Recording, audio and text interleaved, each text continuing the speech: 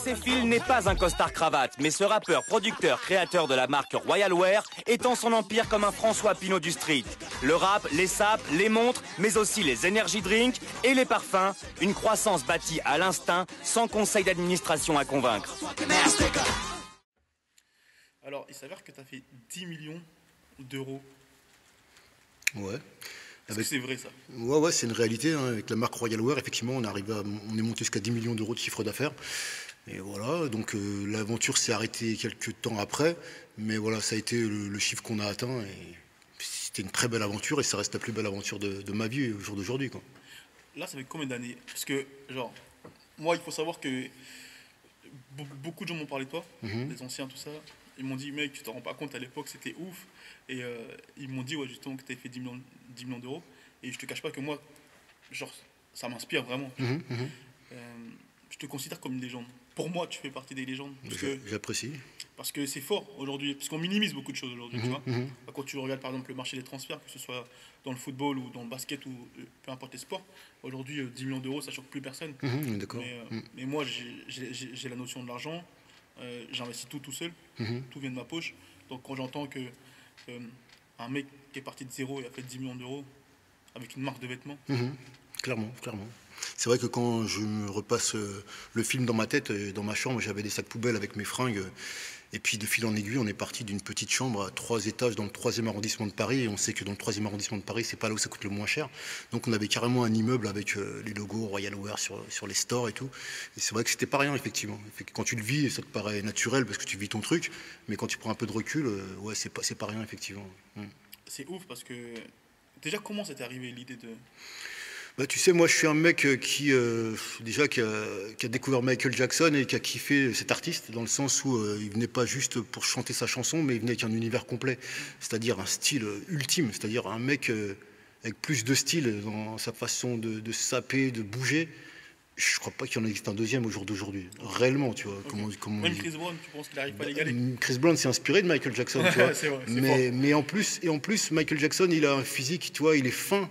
Tu vois, Chris Brown, il est beaucoup moins. Donc, ce qui fait qu'il peut se permettre un truc qui va donner beaucoup plus de style, en fait. Tu vois ce que je veux dire? Comme un mannequin et tout. Et donc, il avait ça aussi pour lui parce que il l'a pas commandé, ça, tu vois, mais ça joue aussi dans le style, en fait, cette finesse de son corps et son attitude. Donc, non, je pense que Chris Brown, c'est un grand fan de Michael Jackson.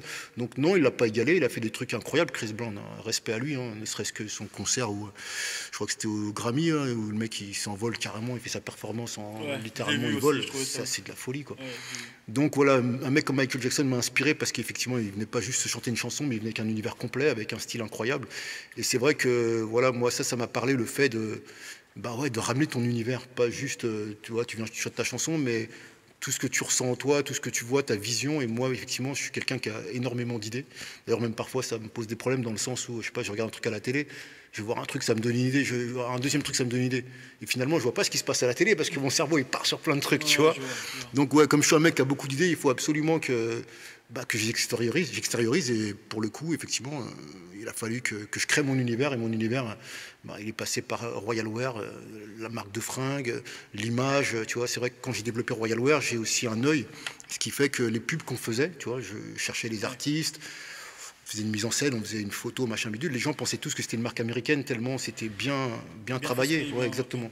Et c'est vrai que quand tu grandis en te nourrissant de ce qui se passe aux États-Unis, eh ben, tu vis à l'heure américaine, en fait, tu vois. Et parfois, ça peut être aussi un problème parce que la France, c'est la France, et la France, c'est pas les États-Unis. Et effectivement, si tu grandis et tu vis à l'heure américaine et que tu es aux États-Unis, ben, très bien. Mais en France, tu vois, c'est un peu plus confiné, c'est un peu plus serré, tout ça, tu vois.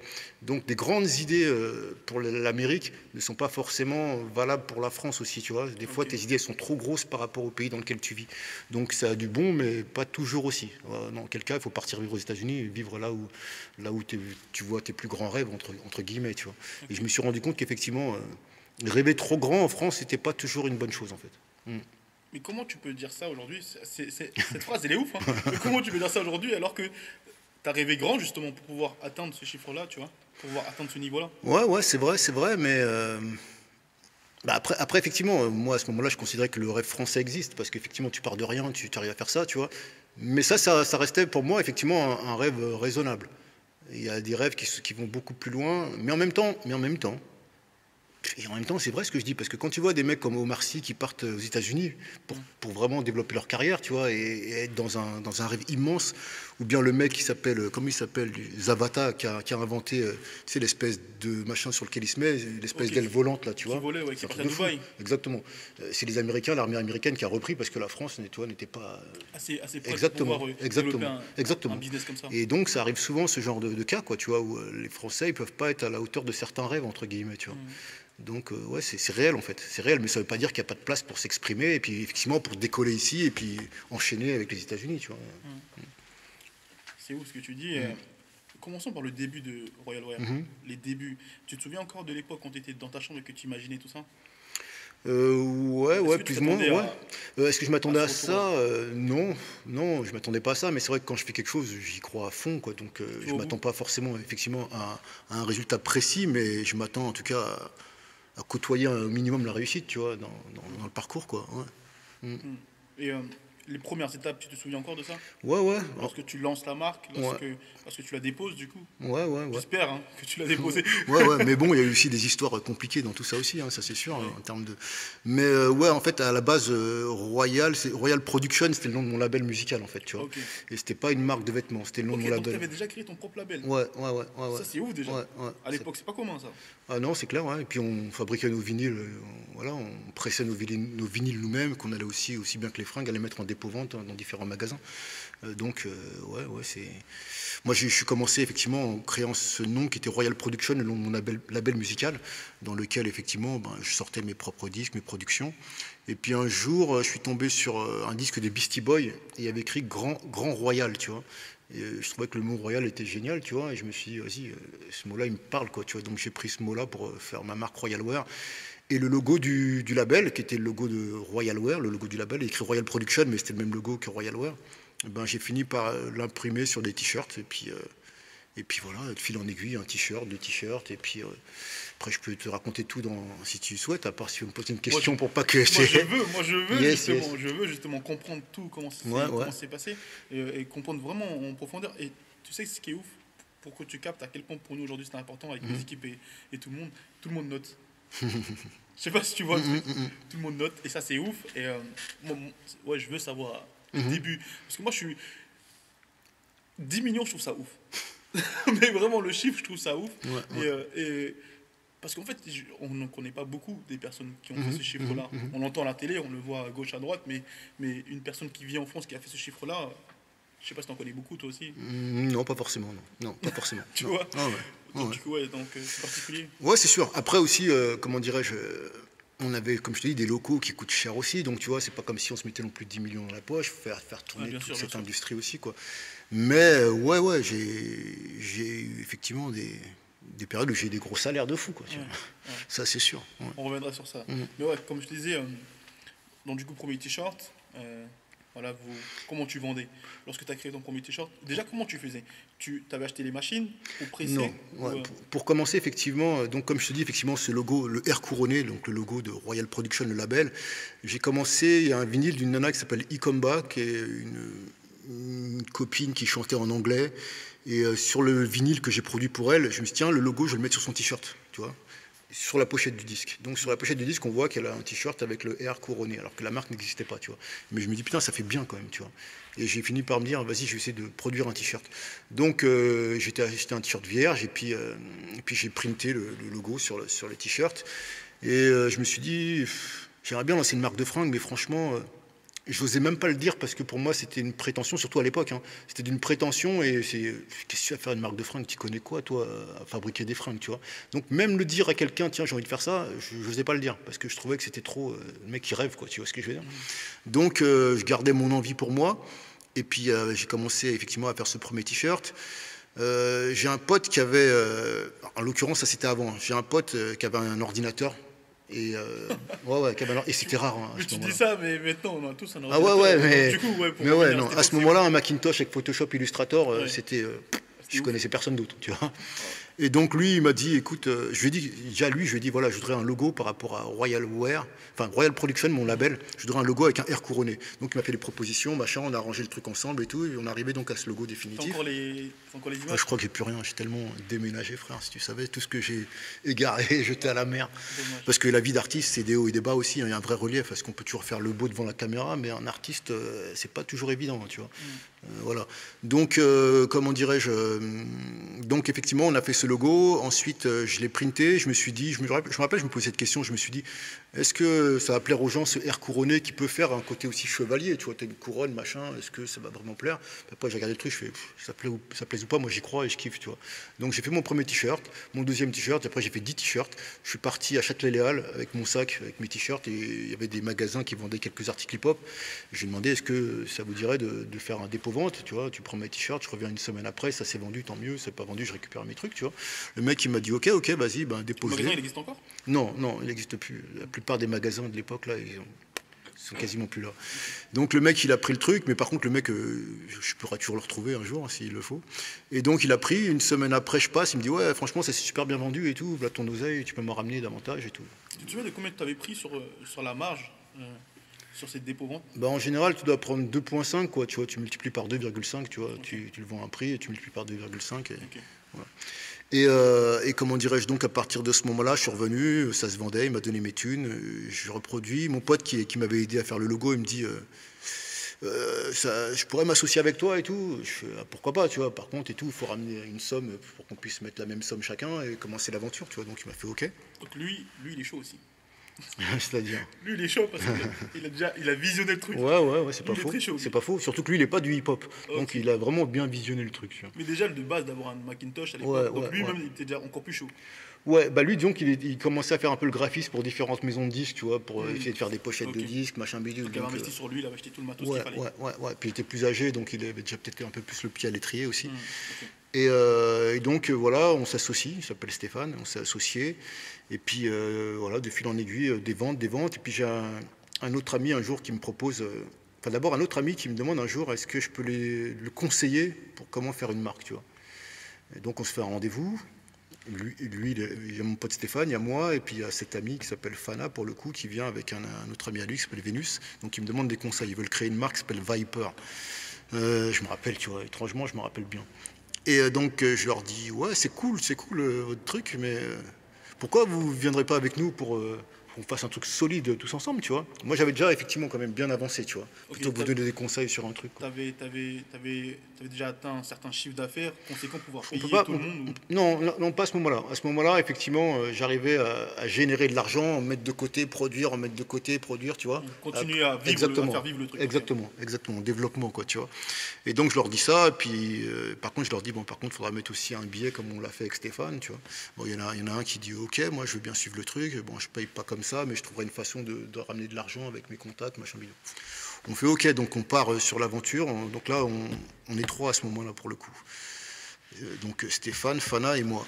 Trois personnes dans le groupe. Voilà. Et Fana, un jour, il me dit, écoute, je connais un gars qui serait susceptible de vouloir investir sur le projet, quoi, tu vois. Je fais, est-ce que t'intéresse de le rencontrer? Je fais, ouais, pourquoi pas, tu vois. Donc, je me retrouve à République, place de la République, dans un restaurant, dans un hôtel-restaurant avec Stéphane, Fana, et puis le gars qui arrive et tout. Un juif tunisien qui s'appelait Igal Tayeb. Et donc, on discute et tout, et puis il dit, franchement, voilà, ce que tu fais, c'est énorme et tout. Les pubs, on dirait vraiment une marque américaine. Moi, voilà, j'ai envie d'investir ou dans la restauration ou dans un autre projet, et le tien me branche vraiment, quoi, tu vois. Donc je fais, bon, pourquoi pas et tout. On discute, etc. Et puis de fil en aiguille, l'association se fait, quoi. Et donc on décide de créer, il me dit, on va créer un showroom, tu vois. Donc à Mairie des Lilas, on crée un showroom. Et avant ça, il me dit, écoute, où est-ce que tu achètes tes t-shirts vierges, là, dans un premier temps? Est-ce qu'il faut qu'on en achète d'autres et tout? Donc on part dans l'entrepôt, j'achète mes t-shirts, tu vois. Et moi, j'avais l'habitude d'en acheter, je sais pas, je te dis, 10 rouges, 10 machin, 10 machin. Et lui, après, tout de suite, ça a été, bon, tu veux quoi? Je dis, je sais pas, comme d'hab, du rouge, Il dit, vas-y, on prend 50 cartons de rouge, 50 cartons de blanc, machin, bidule, très. Je dis, waouh, tu vois ce que je veux dire à ce moment-là, déjà, tu fais, waouh, c'est de la bombe, tu vois. C'est de la bombe. Et donc on avance comme ça, lui il se comporte un peu comme un père pour moi, donc j'ai pleinement confiance en lui, ça se passe plutôt bien. Donc il me dit effectivement on va lancer un showroom, j'ai repéré un truc à Mairie des Lilas et tout. Ok, Je viens quelques jours plus tard, je vois déjà des ouvriers en train de peindre mairie des Lilas et tout, 350 mètres carrés de showroom et tout. Je vois, c'est pas mal, quoi, tu vois. Ouais, ouais. Juste, t'avais quel âge à ce moment-là? Ah, mon âge, c'est une grande histoire. Est-ce que je peux garder le secret ou c'est pas possible? Tu peux garder le secret, non, c'est cool. C'est sympa. Et du coup, tac, du coup, effectivement, dans le showroom, 350 mètres carrés, on s'organise. Mon frère, il nous rejoint en tant que commercial. Moi, effectivement, comme j'ai une grande créativité, je sens ce qu'il y a dans l'air du temps, en fait, tu vois, ce qu'il faut créer à ce moment-là et tout. Et puis, effectivement, comme je suis un actif du hip-hop, je fais des sons pour différents artistes, donc voilà, j'ai la chance d'en côtoyer pas mal, quoi. C'est intéressant cette partie-là, tu sais pourquoi? Parce que le fait que tu aies cette créativité-là, est-ce que c'est dû au fait que tu ailles souvent sur le terrain? Ouais. Ou c'est, tu vois? Ouais, c'est dû au fait que tu es sur le terrain, c'est dû au fait que même dans la rue, hein, toi, tu vois les gens comme ils sont sapés. Ouais, exactement. Et puis ce qui passe à la télé, enfin, tu arrives à capter ce qui plane dans l'air du temps. Et ça, c'est quelque chose qu'un bon créateur doit avoir, quoi, tu vois. Et donc, effectivement, mes pièces, elles font mouche à chaque fois, quoi. Et puis, bon, c'est vrai que au même moment, il y a Jay-Z qui crée aussi Rockaware aussi au même moment. Donc, on est vraiment dans une dynamique, tu vois. Il y a plein de trucs qui font. Ça, t'es arrivé avant ou... Franchement, te dire, en tout cas, ce qui est sûr, c'est que j'ai pas pompé sur Rockaware. Est-ce que je suis arrivé avant? Je pourrais pas te le dire de façon claire sans risquer de dire une connerie, tu vois. Mais en tout cas, on s'est pas inspiré d'eux une seconde. On a fait notre truc.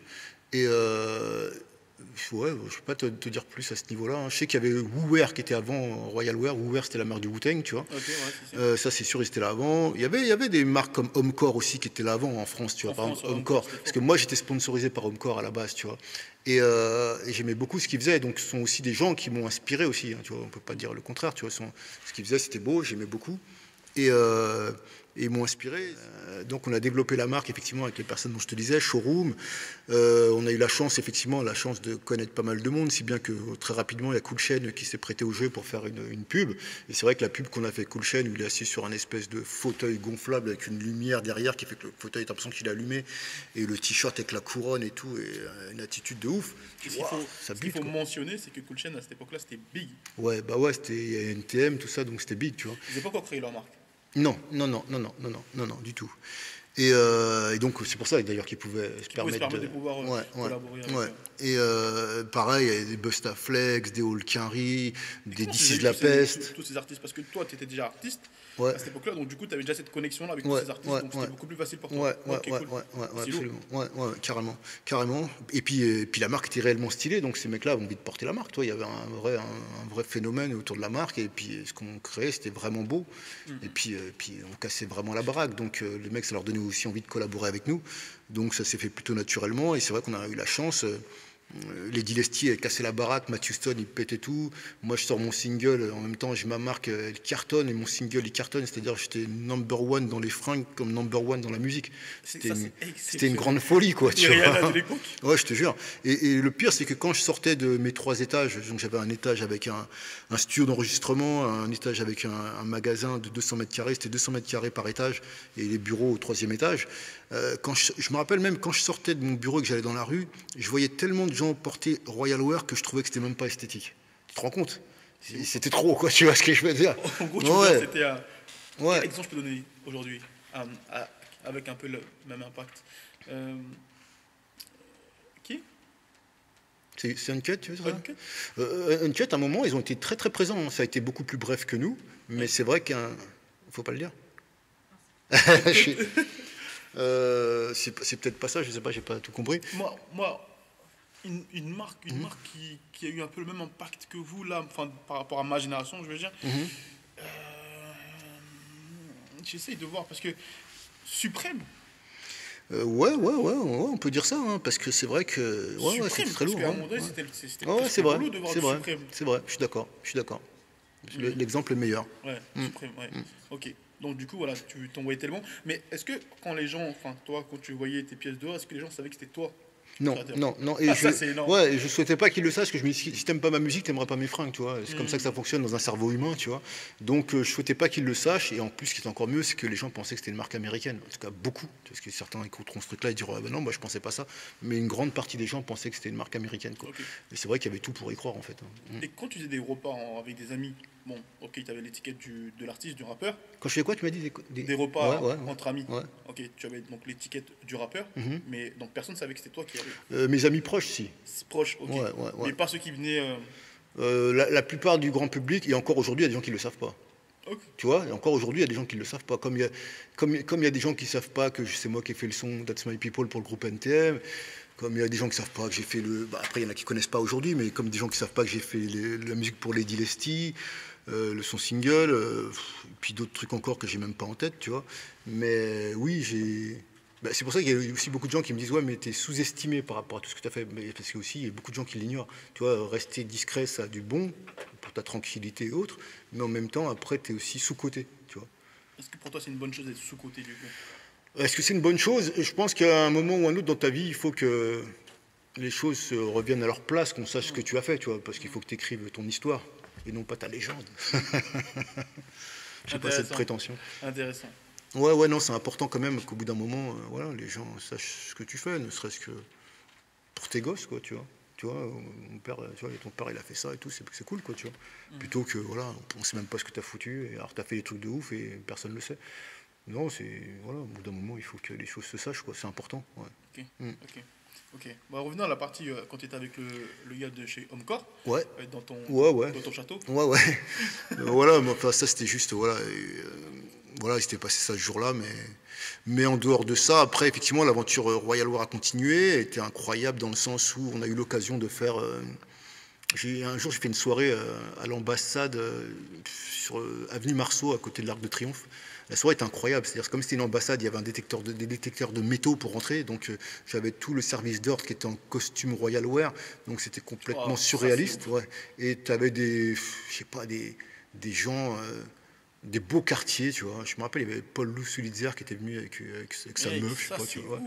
Ouais. Ça croisait vraiment des gens très différents, et moi c'est ce que j'ai aimé en tout cas dans ce que je fais, c'est ce que j'aime aussi, c'est-à-dire que les gens sont très différents. Tu vois, tu parles la plus grosse Kyra comme un mec qui a été pianiste, un mec qui a travaillé avec Claude François, qui a fait des sons pour Claude François, qui habite dans le 16e avec un piano à queue infinissable, tu vois, de longueur, tu vois. Et donc, ouais, c'est ce que j'aime dans mon taf, en tout cas dans ce que j'ai fait artistiquement, c'est de mélanger des gens très différents les uns des autres, et ça me plaît. Et on en reparlera plus tard, mais c'est vrai que ma nouvelle marque, c'est un X qui symbolise la croisée des rues, des styles, des cultures, parce que l'union fait la force, le mélange la richesse.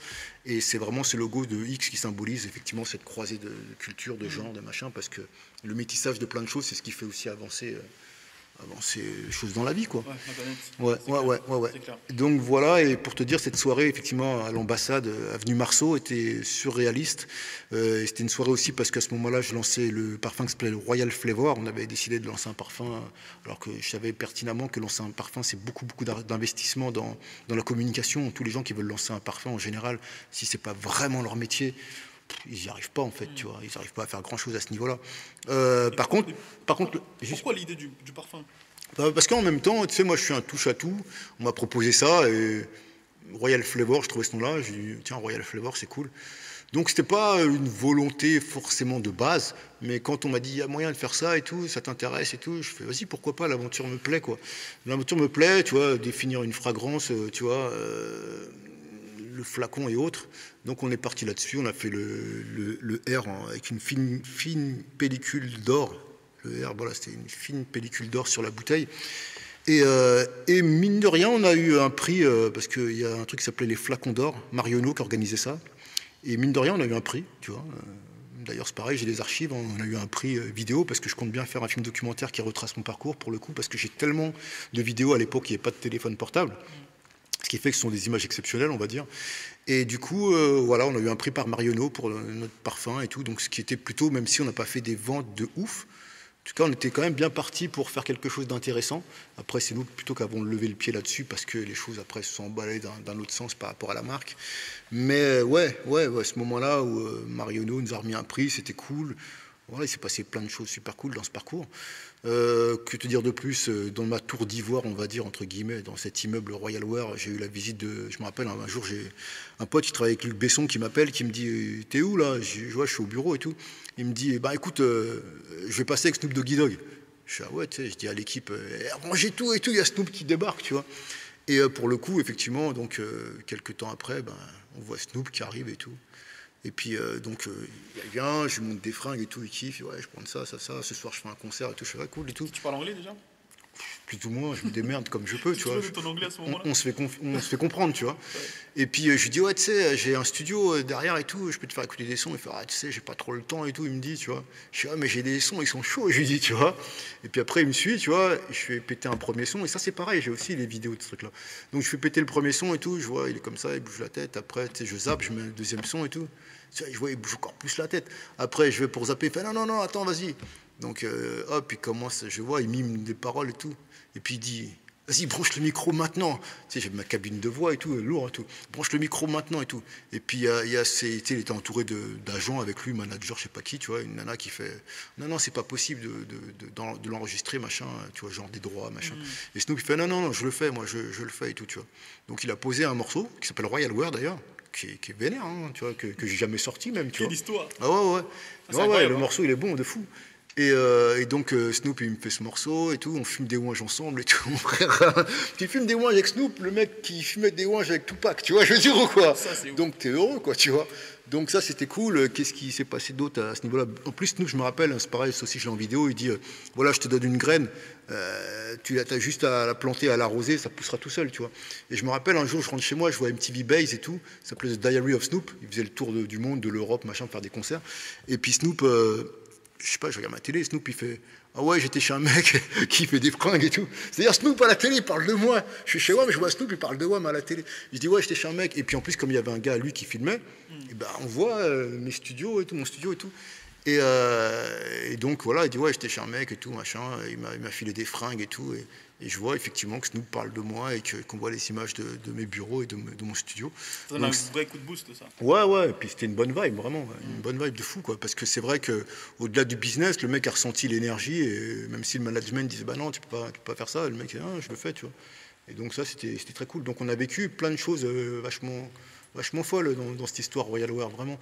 C'est vrai que je me souviens pas forcément de tout là tout de suite, tu vois, mais effectivement des visites de Snoop, de certains membres du Wu-Tang. Moi c'est pareil, à cette époque j'ai reçu mon disque d'or parce que mon single il cartonnait, et donc c'est Richard Branson, le milliardaire qui a créé Virgin, qui s'est déplacé pour me remettre mon disque d'or. C'est pareil, ça. Ouais. Ça aussi c'est pareil, j'ai aussi des images de tout ça. Ouais. Donc ouais, ça c'était. En fait, là, à cette époque-là, tu étais dans l'élite de l'élite. En fait, tu ne pouvais pas aller plus haut. Tu étais un peu comme en équipe de France, on va dire, pour le football. Ouais, c'est pas faux. Après, comment dirais-je? Moi, j'avais pas les dents longues. Moi, je faisais tout par passion, tu vois. Et pas me dire, faut que je paramètre mon business, attention à lui, machin bidule. Moi, tu vois, avant d'être mec qui est entrepreneur, tu vois, je suis un artiste, tu vois, pour de vrai, tu vois. Et donc, je me dis, voilà, moi, je suis au front. Si je taffe comme un fou, il va y avoir de l'oseille pour tout le monde, tu vois. Et ça va bien se passer. Mais il faut savoir, tu vois, justement... que chacun garde sa place. Ouais, que chacun garde sa place, mais que tout le monde n'est pas aussi bien intentionné que toi, tu vois ce que je veux dire. Donc, dans une entreprise, justement, que tu développes, il faut faire attention à tous les gens qui sont autour de toi, il faut connaître tous les maillons de ton process, tu vois, Comment tu fais pour le détecter ça, quand tu as la tête dans le guidon et que toi tu fonces, parce que toi tu dois être au four et au moulin, et que tu dois gérer l'argent, tu dois gérer les sauts d'humeur, tu dois gérer... les usines, parce que les usines aussi, c'est un vrai problème. Ouais, après, à cette époque, je ne pouvais pas effectivement tout gérer. Effectivement, il y a tout ce que tu viens d'énumérer à gérer, mais effectivement, à un moment, effectivement, tu mets des gens responsables de la production, de la distribution, etc. Mais cette personne qui est venue, l'investisseur, ce qu'il y a le problème aussi, et puis aussi pour la petite histoire, comment dirais-je, on m'a donc présenté cet investisseur, qui lui avait un beau-frère, qui s'appelait Olivier, et la meuf de son beau-frère, elle s'appelle Audrey, tu vois. Et quand j'ai fait mon clip, je voulais, tu vois, elle prenait des cours de théâtre. Quand j'ai fait mon clip, je voulais, tu vois, dans ma tête, je voudrais bien que une nana fasse le rôle de ma femme, tu vois. Genre, je l'ai au téléphone, etc., etc. Je dis, Audrey, t'as vu, comme tu fais des cours de théâtre, est-ce que tu pourrais tester de faire ce que j'ai écrit, machin bidule? Elle fait, ouais, avec plaisir. Je dis, écoute, on va en studio demain, machin bidule. Elle est en studio, donc elle fait son truc. Allô, c'est moi, qu'est-ce qui t'est arrivé? T'es devenu fou, on parle de toi à la télé et tout, tu vois. Donc, elle, derrière le micro, elle fait ça, tu vois. Je dis, oh, ça tue, tu vois. Dans la tête, ça tue, c'est exactement ce que je veux, c'est crédible de fou, quoi. Donc, elle fait son truc, on enregistre et hop. Je dis, si on fait le clip et tout, t'es chaude pour jouer le truc aussi? Elle me fait, ouais, carrément et tout. Elle n'était jamais passée à la télé, elle n'avait jamais fait de cinéma, c'est sa première apparition à la télé. Et cette meuf, elle s'est retrouvée dans Intouchable avec Omar Sy. C'est devenu une star du cinéma bankable, elle était dans Kaamelott. Bah, tu vois, à cette époque, les gens me disaient putain, tout ce que tu touches devient de l'or, et après ils m'ont dit putain, tout ce que tu embrasses devient de l'or, parce que dans mon club je voulais, on se galoche, tu vois. Et la meuf, elle est partie dans l'espace, c'est-à-dire même aujourd'hui, je suis même plus sur contact. C'est-à-dire qu'aujourd'hui, elle est dans les plus gros trucs français, quoi. C'est une actrice. Audrey Fleurot, elle s'appelle Audrey Fleurot. Ouais, dans Kaamelott aussi, dans Kaamelott, on l'a beaucoup vue. Et puis dans plein de films français aujourd'hui. Mais moi, je suis même plus tellement il y en a, tu vois. Donc, ouais, tu vois, il y a plein de destins aussi intéressants dans toute cette histoire, quoi. Donc voilà pour ce truc-là. Je sais plus de quoi je parlais avant. Tu parlais du fait que vous avez. Il faut faire attention aux personnes que tu as dans ton équipe. Ouais, parce que cet investisseur, tu vois, parce que je pourrais faire genre et tout, ouais, ça s'est super bien passé jusqu'au bout et tout, on a assuré, on est les meilleurs. Mais non, il y a eu aussi, comment dirais-je, des moments archi difficiles, dans le sens où le problème, c'est que les gens pétaient les plombs à ma place. C'est-à-dire, en général, on va dire, ah, lui, c'est un artiste et tout, ça y est, il a pris la grosse tête, il pète les plombs. Mais non, c'était les gens qui bossaient avec moi qui devenaient plus resta que moi, quelque part, t'as vu. Il y en a, il s'occupait des relations avec les artistes, tu vois, donc c'était mes potes, les artistes, à qui je passais des fringues, tu vois. Et je me rappelle, un jour, je vois donc Olivier, excuse-moi Olivier de balancer des choses comme ça, qui voit un de mes gars, tu vois, et qui, ouais, t'es pas bien en Royal Wear aujourd'hui et tout, machin bidule, qui voit une autre personne, ouais, Olivier, PDG de Royal Wear et tout, tu vois. Les gens, ils pétaient un plomb à ma place, en fait, tu vois. Ils pétaient un plomb à ma place. Donc tout ça a commencé à faire des... Ça commençait à être un peu la merde. L'investisseur principal, parce que ça, les gens, ils l'ignorent, ce que je suis en train de te dire. En réalité, ils ont l'impression que celui-ci, il a créé une marque, il a fait machin, et il est parti dans les étoiles, et puis point à la ligne. Il faut voir, tu vois, les turbulences qu'il y a eu, quoi. C'est-à-dire que l'investisseur principal, il a commencé, lui, au bout de certaines années, à prendre de l'oseille, à fabriquer des fringues sur un réseau parallèle, que tu vois, je ne savais même pas qu'on fabriquait ces fringues-là, et les vendre dans des réseaux parallèles, tu vois. En gros, il fabriquait du Royal Wear. Ouais. Du faux. Ouais. Il le revendait. Voilà. Une fois, je suis allé dans une boutique à Lille. Et il y a la vitrine, il n'y a que du Royal Wear que je connais pas, quoi, tu vois. Et donc voilà, tu vois. Donc, on est passé par ce genre d'étape. On est passé par ce genre d'étape. Comme il s'appelle l'investisseur. Après, bon, tu vois, il y avait deux formules, hein, ou bien le mec on le mettait dans un coffre, tu vois. Ce qui n'est pas ma façon de faire, tu as vu. J'ai d'autres objectifs dans ma vie que d'aller en prison ou je ne sais quoi, ou de buter un mec, tu vois. Donc lui, il a fait... Est-ce que tu avais déjà des enfants à cette époque-là? Ma fille, 98... Ouais, ma fille, elle est arrivée, à cette époque, ouais. Donc, il y a eu des moments qui étaient très difficiles par rapport à ça. Heureusement, Comment on gère les turbulences? T'as intérêt à mettre un peu d'oseille de côté, parce que quand elles arrivent dans ta tronche, c'est un autre délire, quoi, tu vois. Donc, comment on les gère? Tu passes par des moments difficiles quand même, tu vois. Tu as des hauts et des bas. Ça remet tout en question. C'est comme, effectivement, tu es dans une locomotive de beau gosse, tu vas à fond, puis d'un coup, tu te prends un mur, en fait, tu vois. C'est quoi la solution? Tu fais quoi? Tu abandonnes, t'arrêtes? Qu'est-ce que tu fais?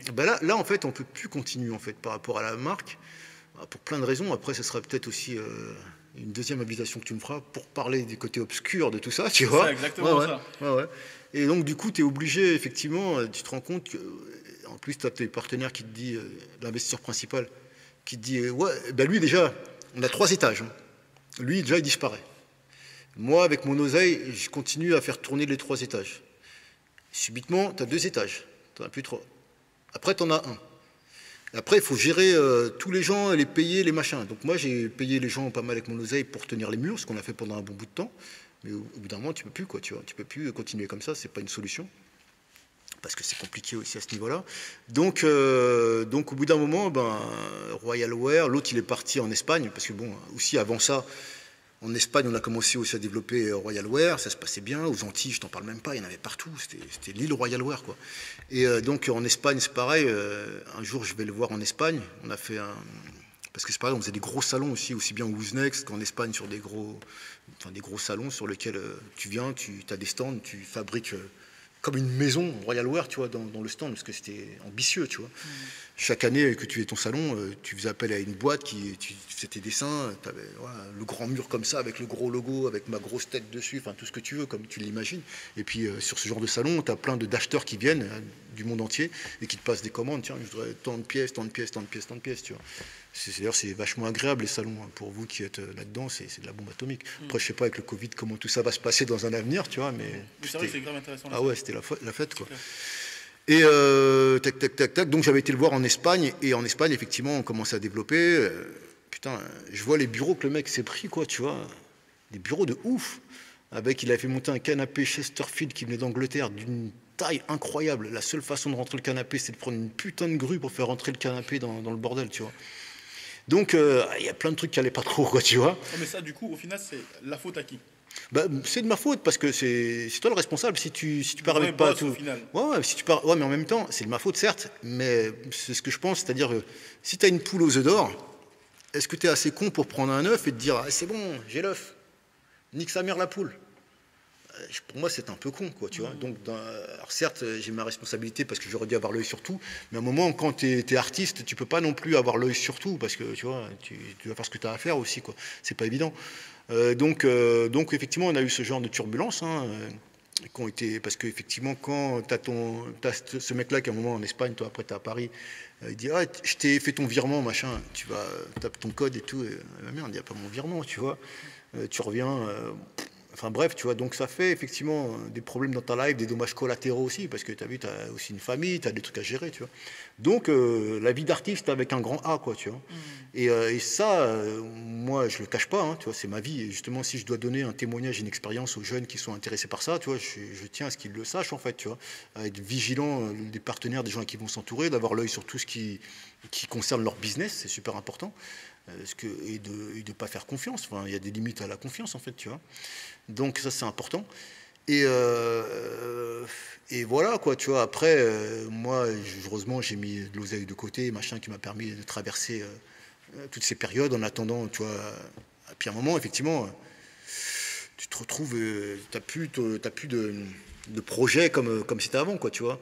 Et c'est comme si tu as perdu un de tes gosses, parce que, mine de rien, tu sais, la marque, elle vient de toi, du plus profond de toi, tu vois.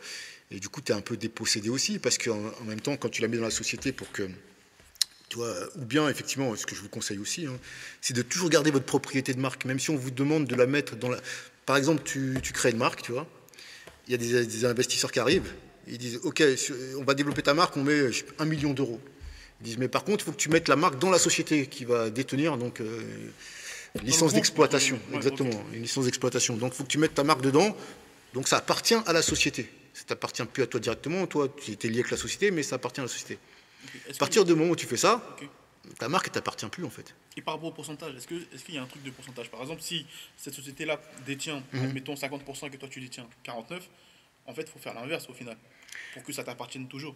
Ouais, mais ils vont pas te laisser être majoritaire. Enfin, en tout cas, c'est comme ça qu'il faut le faire aujourd'hui. À l'époque, c'était plus compliqué. J'apprends aussi le business, machin bidule, il y a plein de choses.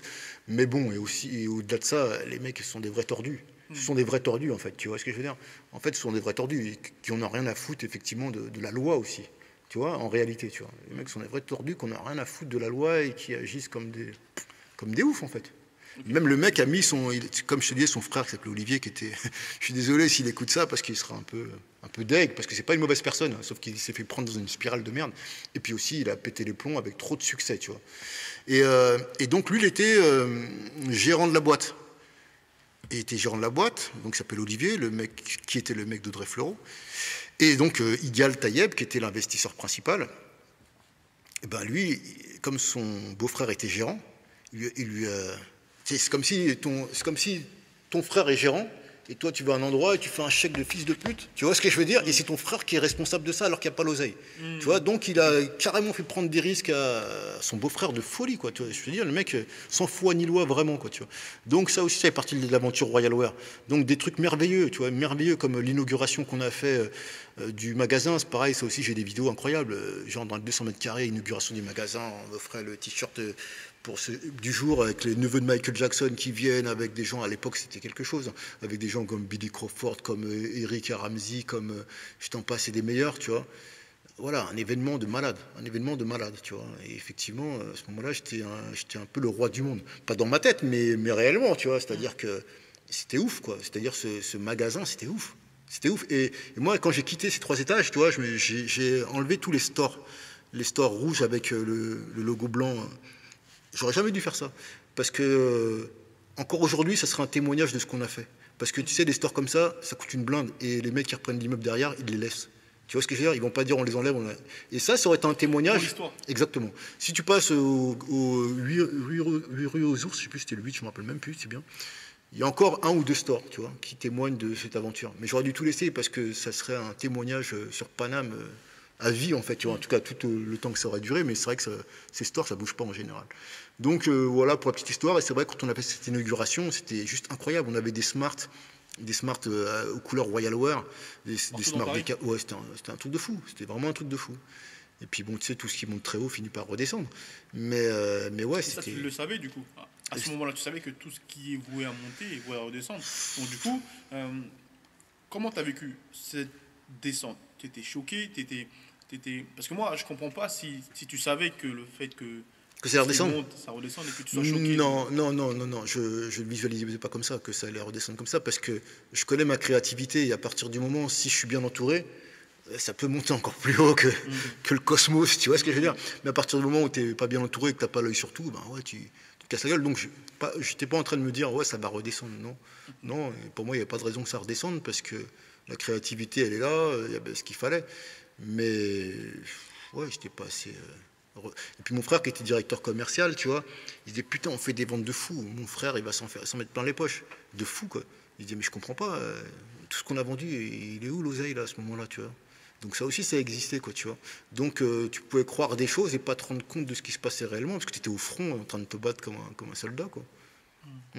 Et aujourd'hui, quand tu vois toutes ces erreurs, tu as des enfants maintenant, 2 enfants, c'est ça? Ouais. 2 enfants. Si demain l'un d'eux veut créer quelque chose, je les encourage. quel conseil? Je les encourage, mais comme je vous l'ai dit, c'est de bien s'entourer. Et puis moi, aujourd'hui, j'ai une expérience qui est beaucoup plus grande, donc tu vois, je pourrais aussi les aider à paramétrer tout ça. Mais le conseil, c'est de connaître chaque maille du truc, quoi. C'est compliqué parce qu'on ne connaît jamais assez les gens. On ne connaît jamais assez bien les gens. Tu sais, aujourd'hui, on est à une époque où on peut faire beaucoup de choses tout seul. Et c'est même conseillé de faire un maximum de choses tout seul. Et on a des outils pour les faire, en fait, tu vois. Contrairement à avant, tu vois. Donc, vaut mieux commencer à avoir petit. Et quand tu vas petit à petit, tu peux contrôler ton business et voir assez clair, quoi, tu vois. Et ce que toutes les mailles du... Voilà. Et ce que tu sais pas, tu l'apprends au fur et à mesure, et bien te renseigner. Et voilà, ça évite d'avoir des mauvaises surprises aussi, tu vois. Donc, aujourd'hui, il y a une autre façon aussi de pouvoir avancer qui est très intéressante. Très intéressante. Okay. Là, je ne sais pas si toi, tu te souviens encore de ton premier million d'euros. Ça, je pense que c'est dans une étape d'une vie, d'une personne qui n'a rien de base. Tu te souviens encore de ce moment-là? Moi, je me rappelle d'une chose, c'est que quand je suis rentré, j'ai eu ma femme et je lui ai dit salut, Sully Céphile, millionnaire, tu vois. Donc ça, je n'oublierai jamais, tu vois. Et puis en plus, j'avais une montre Royal Wear, mon frère et tout, tu vois. J'étais au max, quoi, tu vois. Donc ouais, j'oublie pas ça, ce truc-là. Hein. Ouais. C'est ouf. Hein. Tu vois, j'avais la montre, j'avais le parfum, j'avais de boissons énergisantes. Ça peut paraître plein de choses, tu vois. Mais c'est vrai qu'avec une vraie équipe, c'est des choses, je suis à la hauteur pour ça, quoi, tu vois. Je ressens au fond de moi, quoi, tu vois. Je peux trouver des concepts à tout, en fait. À tout. Donc, ouais, tu vois, ça, c'est quelque chose, ouais, je suis sûr que c'est ce que j'ai en moi, quoi, tu vois. Je peux créer à l'infini, trouver du sens aux choses, même quand il n'y en a pas, tu vois. Raconter une histoire sur un truc. Tu vois, je me rappelle quand, justement, j'étais à la fin de Royal Wear et que j'étais là dans mon appart, mais qu'est-ce que je vais faire maintenant, tu vois. Et j'ai des potes qui étaient à Bordeaux, ils m'ont dit, écoute, là on est en train de développer une marque, on aimerait bien que tu nous aides et tout. vas-y, pourquoi pas, présentez-moi le truc, tu vois. Donc ils sont montés à Paris, ils ont dormi chez moi, machin, ils m'ont montré leur marque et tout, tu vois. C'était genre, ça s'appelait Dumpy Fresh, tu vois. Oh, ouais. Ouais, Dumpy Fresh, ça s'appelait, et je leur ai dit, ouais, c'est pas mal, tu vois. Et donc j'ai drivé un peu le truc, tout de suite j'ai eu un concept, c'était, tu sais, les fringues elles sont tellement fraîches que le meilleur placard qu'on a c'est le frigo, tu vois. Donc on a fait des taufs assis sur le frigo, on a fait un frigo tout noir avec le logo, machin, et des lunettes de soleil, tout, c'était beuflant de fou, tu vois.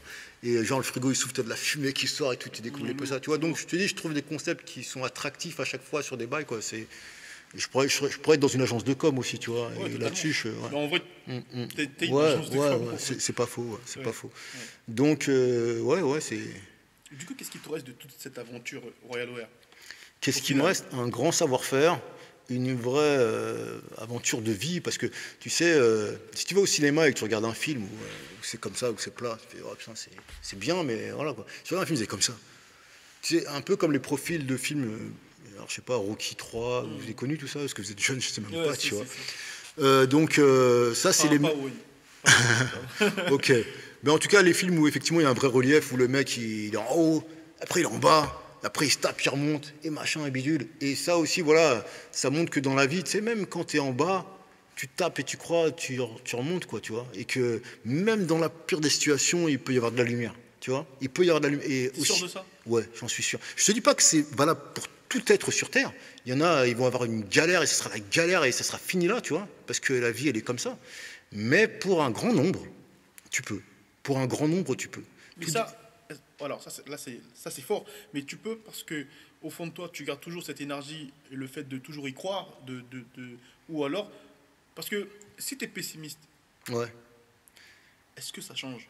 Si t'es pessimiste, si t'es tout le temps pessimiste, Non. oublie ce genre de bail. C'est Tu vois, ça, c'est va ça. travailler dans un cimetière, Exactement enterre ça. des gens, je sais pas, tu vois, quoi. Non, mais c'est ça C'est aussi, ça. tu vois. Il faut pas non plus espérer tout, si t'es tout l'inverse de ça, quoi, tu vois. Mais par contre, effectivement, si t'as un minimum, tu crois en tes trucs et tu dis, ouais, je crois en mon truc et tout. Et Jay-Z, il le dit aussi, hein, tu vois. Il le dit aussi, hein, ce qu'il y a de plus beau, à retenir pour lui, c'est qu'il a jamais arrêté d'y croire. Et pourtant, il est vraiment parti en outsider quelque part, tu vois, artistiquement, machin, tu vois. Personne ne voulait le signer, mais archi personne. Du coup, il a dû se démerder par lui-même pour créer ses trucs et tout, tu vois. Et ouais, il était. Tu parles beaucoup de Booba, de Jay-Z. Bah, peut-être parce qu'il a créé en 96 son truc, et moi aussi, en 96 aussi, on était déjà en train de faire nos bails. Mais Jay-Z, après, non, mais c'est pas mon modèle du tout, hein. Après, pour nous tous, c'est un modèle, d'une certaine façon. Tu vois, mais c'est pas mon modèle que. D'une certaine façon, je m'en fous de Jay-Z, moi, je dis franchement, d'une certaine façon. Après, j'ai du respect pour le mec, respectes, ouais, pour le parcours du mec, d'où il vient, Marcy Project, tout, le mec, il devient milliardaire comme ça, et sa meuf, elle laisse tomber, tu vois. C'est une réussite de fou, quoi. Et ça s'arrête pas en plus. Ça s'arrête pas, quoi. Ouais. Ça s'arrête pas. Aujourd'hui, qu'est-ce qui devient celui de ces fils? Qu'est-ce qu'il fait? Alors aujourd'hui, moi, je développe. Déjà, je fais de la musique, déjà. Toujours? Ouais, et plus que jamais, j'ai envie de te dire. Plus que jamais. Moi, j'ai signé un contrat avec une maison de disques qui s'appelle Playtoo. Donc, j'ai mon label. Je suis en licence avec Playtoo. J'ai mon label qui s'appelle RTS Music. Comme ma marque s'appelle Rock the Street. RTS Music, c'est Rock the Street. Parce que j'estime avoir ambiancé la rue pendant toute ma vie, que ce soit en vendant des fringues, que ce soit en faisant de la musique, que ce soit en peignant dans la rue. Parce que moi, je suis vraiment un enfant du hip-hop. C'est-à-dire le hip-hop, tu vois, je l'aime de la tête aux pieds. Moi, tu vois, j'ai donné des cours de danse.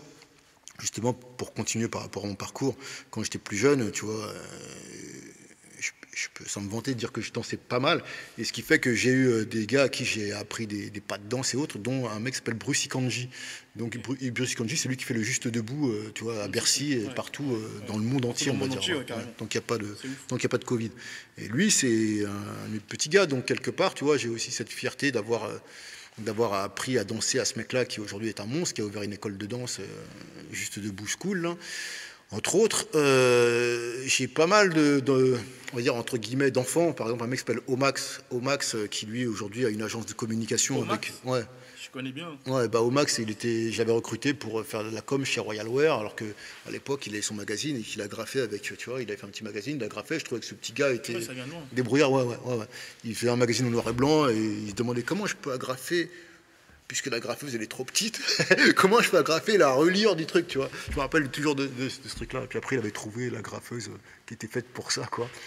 Et donc au max aujourd'hui, effectivement, il a un beau parcours. Bruce Ikanji aujourd'hui a un beau parcours. Et puis j'en ai d'autres comme ça, des petits qui font des belles choses. Donc je suis très fier. C'est ouf, hein. C'est ouf. Donc ce que je deviens, effectivement, ce label, j'ai signé effectivement mon label chez Playtoo. Il y a Maître Gims, il y a Vianney et d'autres, et j'en passais des meilleurs. Et ce qui est aussi une performance, parce qu'en général, les anciens, on ne croit pas au retour des anciens, et les anciens, on ne les signe pas, quoi, tu vois. Donc moi, j'ai mon truc. Là, je développe des morceaux qui, pour moi, ont un potentiel de fou, avec une imagerie de fou. Maintenant, il faut réussir à se mettre dans les rails pour exister par rapport à toute cette jeunesse, ce qui n'est pas évident, parce que la jeunesse, elle est... Voilà, la jeunesse... Est-ce que ce n'est pas trop tard?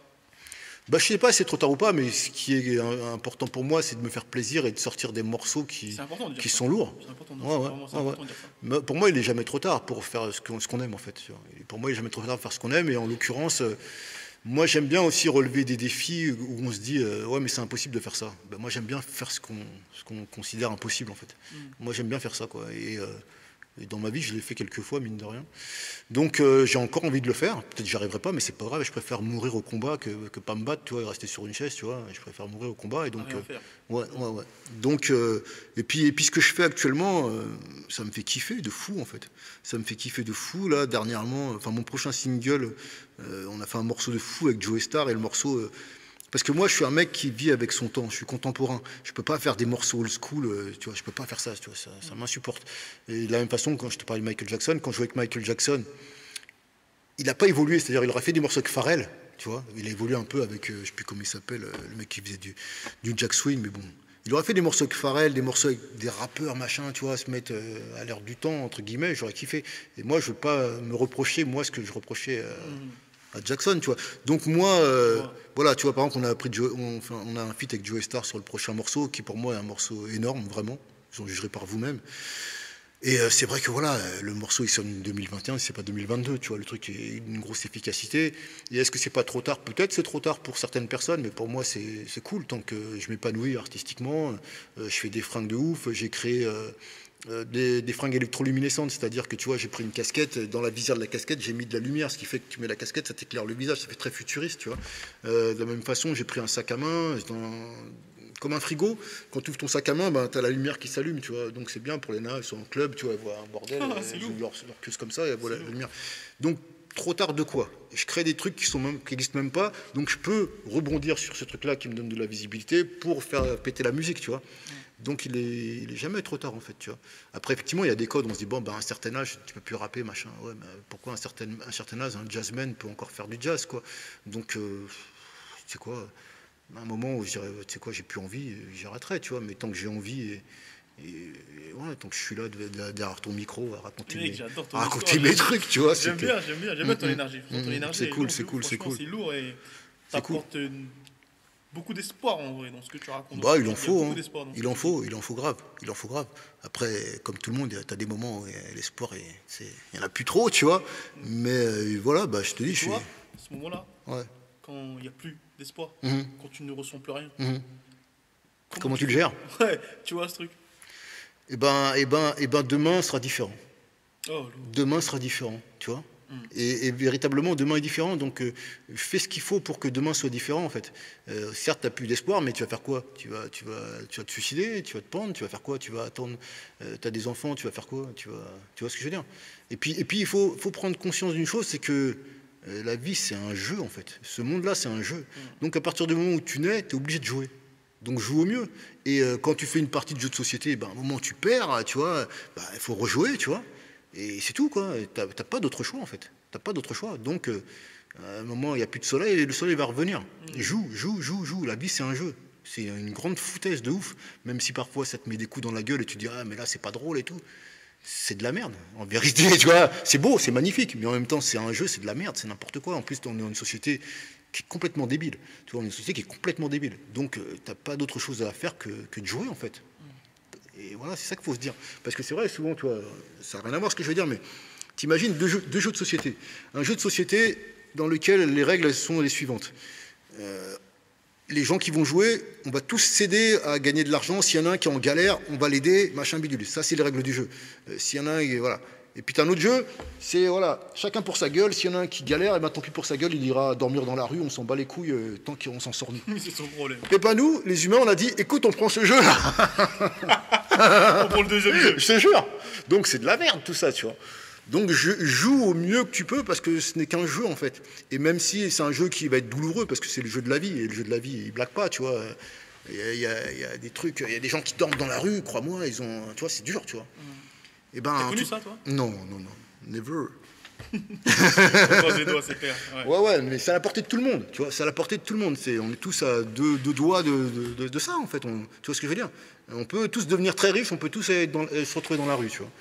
Donc, voilà, il faut jouer, il faut y croire, il faut savoir que c'est un jeu. Et il faut être le meilleur possible. Et quand ça fait mal, tu dis, ouais, tu te relèves et tu niques sa mère, c'est un jeu, j'y vais, je m'en fous, quoi, tu vois. Parce que de toute façon, t'as pas le choix. Et puis justement, Booba, il le disait dans un titre, comment ne pas être un pitbull quand la vie est une chienne. Et je crois que cette phrase-là, elle représente les choses, quoi, tu vois. Elle représente les choses.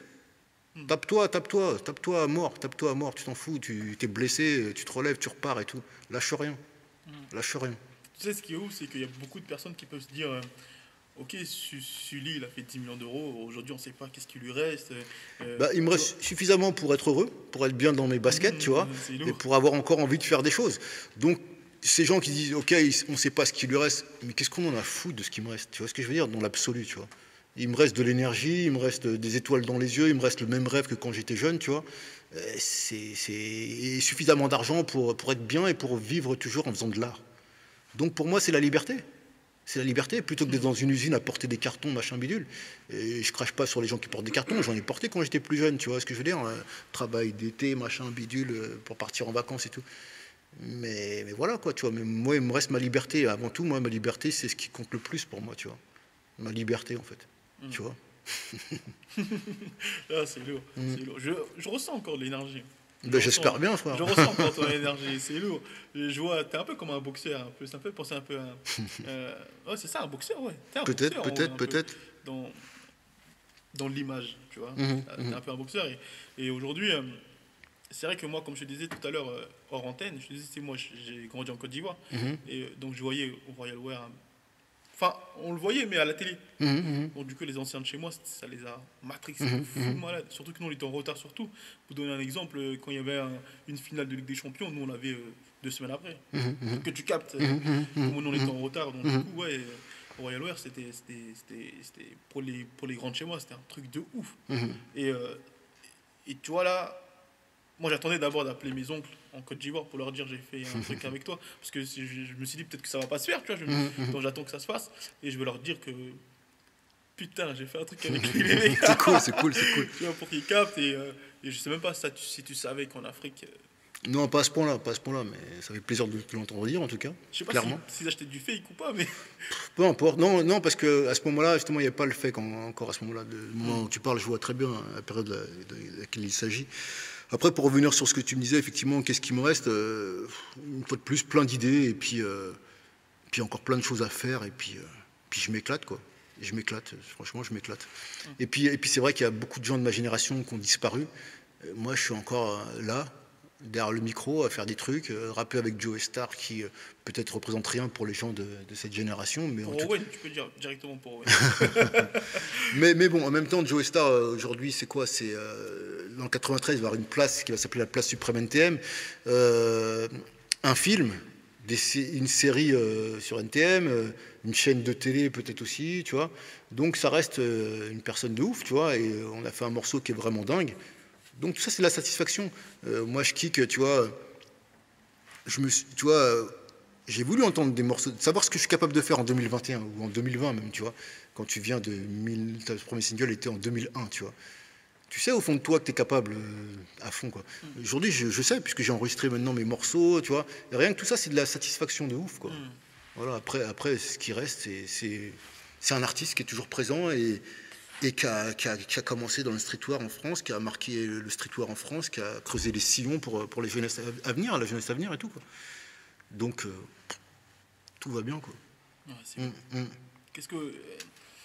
Parce que là, tu vois, nous, on a créé un concept un peu 360, comme je dis souvent, un business 360 où on touche à la vidéo, on touche à la mode et on touche un peu à tout ça. Et ce que je trouve dommage chez votre génération à vous, c'est que je trouve que vous n'avez pas créé un truc pour pouvoir aider cette nouvelle génération, des personnes comme moi, je suis d'accord. à les aider à rentrer dans le bain. Je suis d'accord. Genre aujourd'hui, moi, un mec comme moi, par exemple, déterminé, qui a grave des idées, qui a grave des trucs, si tu avais créé un concept, un business qui fait que un mec comme moi, tu peux l'aider à grandir, comme tu as fait justement avec l'actrice, entre guillemets, sans le vouloir en vrai, ou le gars de chez Omax. Ou avec Omax, ou avec ou Bruce. Et tu vois, des mecs comme moi, si tu avais créé une agence, je serais venu. J'aurais payé par mois pour être chez toi, pour apprendre à développer des business ou apprendre à faire X ou Y. Ah ouais. Non, mais t'as raison. Hein. C'est sûr qu'il y a un manque. Même dans la musique, en vrai, je te dis ça, mais même dans la musique. Après, ce qui se passe aussi, pour l'avoir vécu, c'est que, et ça c'est un conseil que je vous donne, faites attention, la vie ça passe plus vite que vous le pensez. Ouais. 2 fois plus vite. Ouais. 2 fois plus vite. Ouais. Vraiment. Parce que moi aujourd'hui, avec le recul, je sais à quelle vitesse tourne le chronomètre de la vie. Et en fait, il tourne 2 fois plus vite que tu penses. Donc, tous ces anciens-là, à un moment, tout s'est arrêté. Mais what the fuck, c'est pas l'heure. Bah si, c'est l'heure. Maintenant, c'est les nouveaux. Et ils n'ont pas forcément vu le truc arriver. Il y en a combien qui étaient là entre c'est mon tour, bientôt c'est moi qui sors. Ah non, c'est fini, frère. C'est fini. Tu vois, le monde a tourné, c'est fini pour toi, ça y est, remballe, machin bidule. Donc, oui, c'est vrai qu'il n'y a pas eu, effectivement, la transmission à la jeunesse, mais pas parce qu'on n'avait pas envie ou parce qu'on pensait qu'à notre gueule, hein, tu vois. Parce que effectivement, déjà c'est un nouveau monde qui arrivait derrière avec l'internet, tu vois, une autre façon de consommer les choses. En gros, c'est comme si les gens n'étaient pas prêts, quoi, comme si les anciens n'étaient pas prêts à ce qui arrivait, tu vois, ils n'étaient pas au courant que ça y est, c'est la fin du match maintenant là. Tu vois, il y a ça aussi, hein, parce que attention, allez vite dans ce que vous faites, hein, perdez pas de temps, vraiment, je vous le dis, quoi. Faut pas croire on croit que la jeunesse, frère, t'as claqué du doigt, c'est fini, pour de vrai, hein, pour de vrai. N'oubliez pas ça, c'est vraiment un vrai conseil. Donc faites les choses maintenant, et sur le terrain maintenant, taffez à fond maintenant, quoi. Parce que ça passe 2 fois plus vite que vous le pensez. Ouais. C'est lourd. Moi, j'ai plus de questions. Yep, cool. Moi, j'ai plus de questions. Je trouvais que c'était cool, je trouvais que c'était concis, je trouvais qu'il y avait beaucoup de... Pour une personne, moi, je suis matrixé par les interviews. Je regarde énormément d'interviews business, je regarde énormément d'interviews... qui touche un peu à tout, hein, pas forcément dans la mode, hein, je touche un peu à tout, l'art, l'architecture, n'importe quoi, tu vois, je regarde beaucoup de trucs comme ça. Et une interview comme celle-là où tu envoies beaucoup d'énergie, c'est sûr hein, qu'aujourd'hui beaucoup de gens ils veulent savoir, genre, t'as gagné 10 euros, ben montre-moi comment t'as gagné 10 euros. Non les mecs, écoutez les phrases que tu dis pour capter. Mais après, tout, je sais pas, je dirais que tout est intéressant, même le mec qui veut savoir exactement t'as gagné 10 euros, montre-moi comment t'as fait exactement. Il y a plusieurs façons de voir le truc. Après, d'être focalisé sur l'argent. C'est ça. De nos jours, il faut l'être. De nos jours, il faut l'être. Tu vois, il faut l'être parce que, une fois de plus, la vie, elle est sans pitié. Donc, il faut l'être. Effectivement, tu crées ça, il faut que ça te rapporte ça tout de suite, machin bidule. Il faut vraiment penser à la thune. Malheureusement, je suis obligé de dire ça, parce que la thune, pour moi, c'est de la merde, tu vois, véritablement, tu vois. Mais c'est voilà. marrant, venant d'un mec qui fait 10 millions, c'est ouf de dire ça. Bah ouais, mais... non, mais en même temps, quand tu joues à un jeu de société, qu'on t'oblige à jouer, bah faut suivre les règles, tu vois ce que je veux dire. Si tu commences à faire tes règles à toi sur le teco, t'es mort dans le scénario. Là, tu viens de dire un truc que Owen valide et Owen a bougé la tête. Quand Owen y valide, c'est lourd. Ouais, non, parce qu'il y a que ça, t'existes seulement si t'as de la thune, quoi, tu vois, on te considère seulement si t'as de la thune. Et c'est pour ça que je dis que ça me fait chier de dire ça, mais c'est réel. Parce que c'est de la merde en fait, c'est de la merde. Mais t'es obligé de faire avec et t'es obligé. Comment on peut se mettre à aimer du papier plus que de la vie humaine? Enfin, je sais pas, il y a un souci ou pas, tu vois ce que je veux dire ou quoi? Donc, mais voilà, ce sont les règles. Donc il faut faire avec les règles qui nous sont imposées. Et si vous voulez mettre vos familles à l'abri, machin bidule, focalisez-vous là-dessus, développez vos rêves le mieux possible, en pensant à vous en mettre dans les poches, quoi, tu vois. C'est ouf. C'est ouf. On va finir sur cette question. Yes. Toi, c'est la passion ou l'argent? On finit sur ça. Bah non, moi c'est la passion, Après, voilà, comme j'ai dit, il faut de l'oseille, c'est important d'en faire, quoi, tu vois, c'est important d'en faire, parce que tu peux pas vivre d'amour et d'eau fraîche, comme on dit, quoi, tu vois. Donc là, faites de l'oseille et puis essayez de cumuler les deux, hein, vous faire plaisir et de faire de l'oseille, quoi. C'est tout ce que j'aurais à dire, quoi. Merci, mon vieux. Plaisir. Que Dieu te bénisse, mec. Yes, idem.